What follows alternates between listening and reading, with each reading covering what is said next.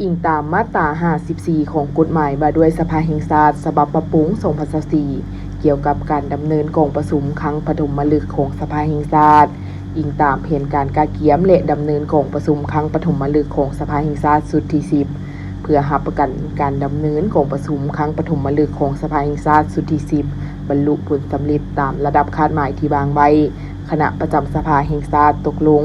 มาตรา 1 เห็นดีให้ดำเนินกองประชุมครั้งปฐมฤกษ์ของสภาแห่งชาติสุดที่ 10 เริ่มแต่วันที่ 23-27 มีนาคม 2026 รวม 5 วันอยู่ที่สภาแห่งชาติห้อง2ธันวาเบอร์202นครหลวงเวียงจันทน์มาตรา 2 คณะประจำสภาแห่งชาติสมาชิกสภาแห่งชาติคงจักการจัดตั้งภายในสภาแห่งชาติบรรดาภาคส่วนเกี่ยวข้องจงรับรู้และจัดตั้งปฏิบัติมติฉบับนี้อย่างเข้มงวด